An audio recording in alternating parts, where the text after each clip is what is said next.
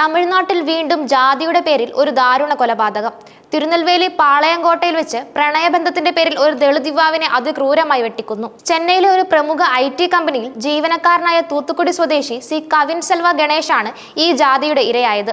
കാമുകിയുടെ സഹോദരൻ സുർജിത് പോലീസിൽ കീഴടങ്ങി. വിവാഹകാര്യം ചർച്ച ചെയ്യാനെന്ന വ്യാജേന കവിനെ വിളിച്ചു വരുത്തിയാണ് ഈ കൊടും ക്രൂരത നടപ്പിലാക്കിയത്. കവിന്റെ കുടുംബത്തിന്റെ ആരോപണങ്ങളുടെ അടിസ്ഥാനത്തിൽ സുർജിത്തിന്റെ മാതാപിതാക്കളെയും കേസിൽ പ്രതി ചേർത്തിട്ടുണ്ട്. തൂത്തുക്കുടി സ്വദേശിയായ കവിൻ സെൽവ ഗണേശും പാളയംകോട്ട സ്വദേശിയായ സുർജിത്തിന്റെ സഹോദരിയും തമ്മിൽ ഏറെ നാളുകളായി ആഴത്തിലുള്ള പ്രണയത്തിലായിരുന്നു. ഇരുവരും ഭാവിയെക്കുറിച്ച് സ്വപ്നങ്ങൾ കണ്ടു തുടങ്ങുകയും വിവാഹം കഴിക്കാൻ ആഗ്രഹിക്കുകയും ചെയ്തിരുന്നു. എന്നാൽ വ്യത്യസ്ത സമുദായങ്ങളിൽപ്പെട്ടവരായതിനാൽ ഇവരുടെ പ്രണയത്തിന് പെൺകുട്ടിയുടെ വീട്ടുകാരുടെ ശക്തമായ എതിർപ്പുണ്ടായിരുന്നു. ഈ ബന്ധത്തിൽ നിന്ന് പിന്മാറാൻ പെൺകുട്ടിയുടെ കുടുംബം, പ്രത്യേകിച്ച് സുർജിത്, നിരന്തരം സമ്മർദ്ദം ചെലുത്തിയിരുന്നു. പോലീസ് നൽകുന്ന വിവരമനുസരിച്ച് പ്രണയത്തിൽ നിന്ന് പിന്മാറാൻ കവിൻ തയ്യാറാകാത്തതിനെ തുടർന്ന് സുർജിത് പലതവണ കവിനെ നേരിട്ട് താക്കീത് ചെയ്തിരുന്നു. ഈ ബന്ധം ഉപേക്ഷിക്കണമെന്നും അല്ലെങ്കിൽ ഗുരുതരമായ പ്രത്യാഘാതങ്ങൾ നേരിടേണ്ടി വരുമെന്നും സുർജിത് ഭീഷണിപ്പെടുത്തിയിരുന്നതായി പറയപ്പെടുന്നു. കടുത്ത ജാതിബോധം പുലർത്തിയിരുന്ന പെൺകുട്ടിയുടെ കുടുംബത്തിന് ഒരു ദളിത് യുവാവുമായുള്ള മകളുടെ വിവാഹം അംഗീകരിക്കാൻ കഴിഞ്ഞിരുന്നില്ല. ഈ എതിർപ്പ് പതിയെ വൈരാഗ്യത്തിലേക്കും പിന്നീട് കൊലപാതകത്തിലേക്കും വഴിമാറുകയായിരുന്നു. കൊലപാതകം നടന്ന ദിവസം വിവാഹകാര്യങ്ങൾ സംസാരിച്ച് ഒരു ഒത്തുതീർപ്പിലെത്താമെന്ന വ്യാജേന സുർജിത് കവിൻ സെൽവ ഗണേശിനെ പാളയംകോട്ടയിലേക്ക് വിളിച്ചു വരുത്തുകയായിരുന്നു. കവിൻ ഈ ക്ഷണം സ്വീകരിച്ച് സുർജിത്തിനെ കാണാൻ എത്തുകയും ചെയ്തു. എന്നാൽ സംസാരം തുടങ്ങിയതോടെ അത് രൂക്ഷമായ വാക്കുതർക്കത്തിലേക്ക് വഴിമാറി. ഈ തർക്കം പിന്നീട് ഒരു ഏറ്റുമുട്ടലായി മാറുകയും ചെയ്തു. ദൃക്സാക്ഷികൾ പോലീസിന് നൽകിയ മൊഴി പ്രകാരം തർക്കത്തിനിടെ സുർജിത് മുൻകൂട്ടി തയ്യാറാക്കിയ നിലയിൽ കയ്യിൽ കരുതിയിരുന്ന ഒരു മൂർച്ചയേറിയ ആയുധം പുറത്തെടുക്കുകയും കവിനെ അതിക്രൂരമായി വെട്ടിക്കൊല്ലുകയുമായിരുന്നു.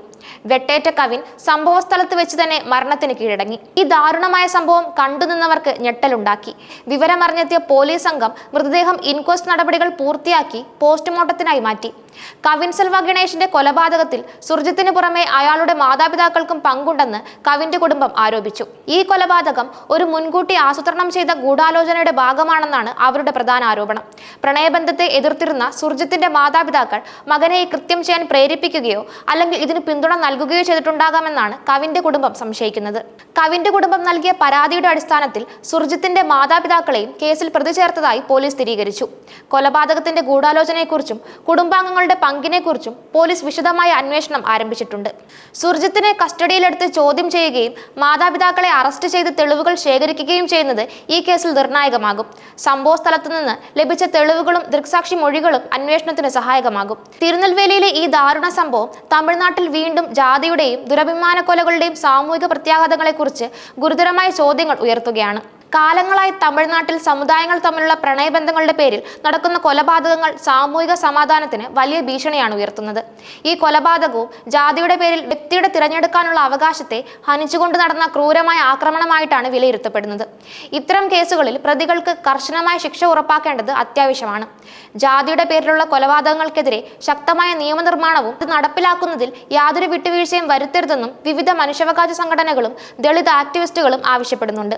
സമൂഹത്തിൽ നിലനിൽക്കുന്ന ജാതി വേർതിരിവുകളും മുൻവിധികളും ഇല്ലാതാക്കാൻ സാമൂഹിക അവബോധം വളർത്തേണ്ടതിന്റെ പ്രാധാന്യവും ഈ സംഭവം ഊട്ടിയുറപ്പിക്കുന്നു.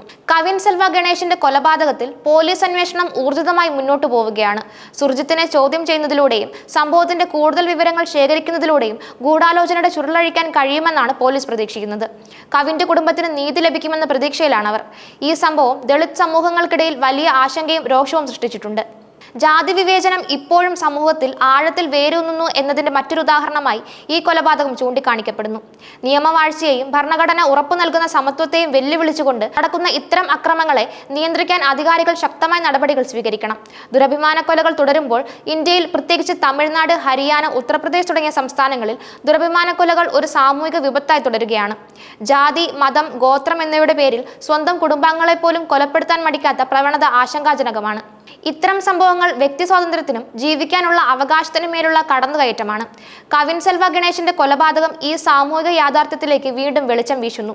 വിദ്യാഭ്യാസവും സാങ്കേതികവിദ്യയും വളർന്നു വരുന്ന ഒരു കാലത്തും ജാതിയുടെ പേരിൽ മനുഷ്യജീവൻ ഹോമിക്കപ്പെടുന്നു എന്നത് ഏറെ ദുഃഖകരമാണ്. നിയമപരമായ നടപടികൾക്കപ്പുറം ജാതി വിവേചനത്തിനെതിരായ ഒരു സാംസ്കാരിക വിപ്ലവം ഉണ്ടാകേണ്ടതിന്റെ ആവശ്യകത ഈ സംഭവം അടിവരയിടുന്നു. കവിൻ സിൽവ ഗണേഷിന്റെ കൊലപാതകം സമൂഹ മനസാക്ഷിയെ ഉണർത്തേണ്ട ഒന്നാണ്. കുറ്റവാളികൾക്ക് അർഹമായ ശിക്ഷ ലഭിക്കുകയും സമാനമായ സംഭവങ്ങൾ ആവർത്തിക്കാതിരിക്കാൻ ശക്തമായ പ്രതിരോധ സംവിധാനങ്ങൾ ഒരുക്കുകയും ചെയ്യേണ്ടത് കാലഘട്ടത്തിന്റെ ആവശ്യമാണ്. ജാതിയുടെ പേരിൽ ഇനിയൊരു ജീവനും നഷ്ടപ്പെടാതിരിക്കാൻ സമൂഹം ഒറ്റക്കെട്ടായി നിലകൊള്ളണം. ഈ കേസിന്റെ ഓരോ ഘട്ടത്തിലും പൊതുജനശ്രദ്ധ നിലനിർത്തേണ്ടതും നീതി ഉറപ്പാക്കേണ്ടതും അത്യാവശ്യമാണ്.